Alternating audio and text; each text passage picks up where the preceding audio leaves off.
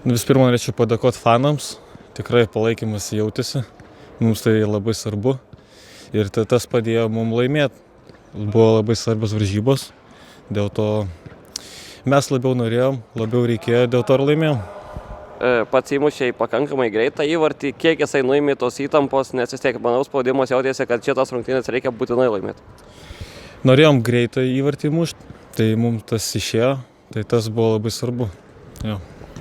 Kaip tą visą situaciją atsimeni, tenai standartinė padėtis, kamuolys nukrito po kojom, čia tai viskas ir gavosi paprastai? Jo, sėkmingai atšoko kamuolys ir tiesiog. Ir, paskui išėjot į pertrauką, turėdami tą minimalę persvarą, pats žinojai, koks rezultatas yra Vilniui, kur žaidė Transinio su Panevėžiu, ar ne? Ne, mes tik tai sužinojome gale varžybų. Žiūrėjome visi kartu tą paskutinės minutės jų varžybų, tai tik tais tenai sužinojom. Neknėtėjo per pertrauką pažiūrėti, koks rezultatas tenai? Ne, mes nenorėjom žiūrėti. Ir paskui antrajame kėlinyje Niko įmušė pakankamai greitą įvartį, atrodė 2-0, bet paskui ta nesėkminga tokia atkarpa jau ne pirmą kartą šiame sezone. Prieš Šiaulius buvo, kuomet praleido 2 greitus įvarčius, tada prieš Hegelman ir, kaip manai, kas nutinka komandai toje atkarpoje?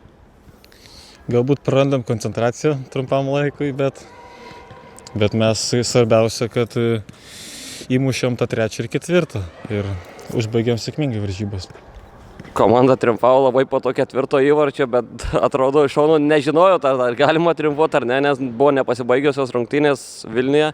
Tai kaip tos visos emocijos jau paskui po rungtynių?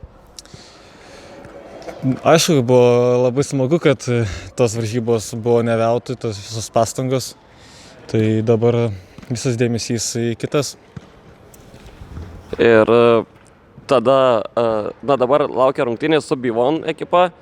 Kažką, nežinau, žinai iš tos komandos, ar tai žaidėjų kažkokių, ar nežinau, ar draugų žaidžia, galbūt su kuriais esi žaidęs? Taip, žaidžiau ir ne vieną kartą su Bivonu, tai lengvų varžybų nebuvo niekada, dėl to laukiam jų čia ir ruošiamės kaip A-lygos komandai.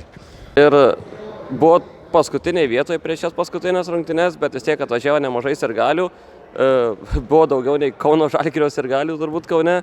Tai kiek tai padėjo ir, nežinau, gal norėtum pakviesti į tas paskutinės 2 rungtynes, kurios dabar liko Jonava ir paskui Marijampolė? Tai kaip ir sakiau pradžiai, kad labai jautės tas palaikymus ir mums jisai labai svarbus yra. Dėl to norėčiau, kad tikrai atvažiuotų tiek pat žmonių, ar gal net dar daugiau. Ir mes tikrai dėl jų kovosime ir sieksime tik pergalės.